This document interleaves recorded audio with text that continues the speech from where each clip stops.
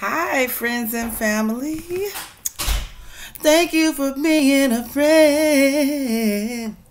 Travel down the road and back again. Your heart is true. You're a pal and a confidant.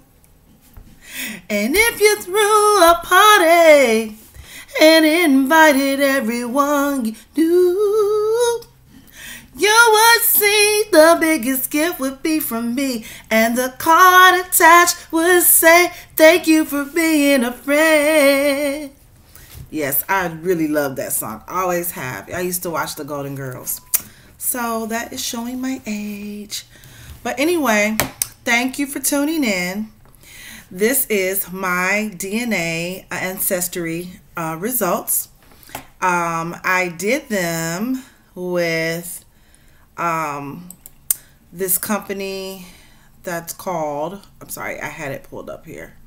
Let me pull it up again. I thought I had this all together, but I guess I did not. Anywho, okay, I will just pull it up again. Sorry guys, sorry for the delay. Okay, so I used My Heritage DNA. And it was mainly because I read some reviews and they were good. Also, the price was right for me. My kit only cost me $49 or $59, which is about the most I was kind of willing to pay because I'm pretty frugal. You know, I try and watch my coins as much as possible. So I didn't want to pay like over $100 for a kit that was going to she'll give me the same, you know, type of results. And these look very similar to, I think it's My Ancestry 21 or whatever, some of the other major ones. It looks very similar, the report and everything. So, you know, I'm very satisfied. But I'm going to get right to it because a lot of people talk a lot on these kinds of videos about other stuff. And like, I know the audience is like waiting to hear, okay, what were your results? Are you surprised? Et cetera, et cetera. So I'm going to get right to it. So I just want to start off by saying that I was really anxious to get my results and they took about 4 weeks. It was about a couple of months altogether because, well, I had to wait a couple of weeks for the kit. Got the kit, swabbed my mouth, send the kit back to the lab. That took about a couple of weeks, and then you have to wait about 3 or 4 weeks for your results. So altogether, like a total of 2 months, which is quite a long time to wait when you're anxious for results and you know you just want to know.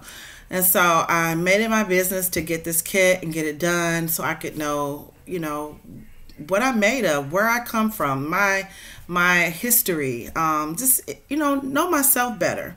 You know, I'm just curious and I just want to know what was my original dialect, you know, etc. So a lot of us just want to know. Not that it's going to make our life any better or worse, but it can clearly give you some understanding of who you are as a person. Maybe you've never found out who you really are. Maybe you just don't know. So anyway, so my results were, to my surprise, that, well, let me just say I'm 86.5% African or from Africa, mainly being West Africa and some East Africa as well. So to my surprise, I'm 51.3% Nigerian. That was a total shocker. Had no idea. No idea. I don't know anyone in my family that claims to be Nigerian that has an accent that I would suspect is Nigerian. But what I will tell you is that when I'm out in the world just about my own business, doing my own thing, I would often have a lot of African men approach me. It's like I caught their eye. And I even had one guy tell me, you look like a woman from my country. You know, he kind of had an accent or whatever. It's like, you look like women from my country. And I used to work out at the gym, and this African guy used to work out next to me. And yeah, he was very fond of me. Same thing, you know, he said I just had that look.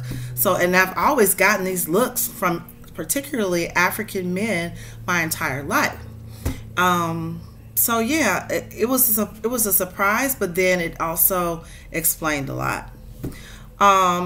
So what else was a surprise in my results was that I have some East Asia, which is the Philippine, Indonesian, and Malaysian.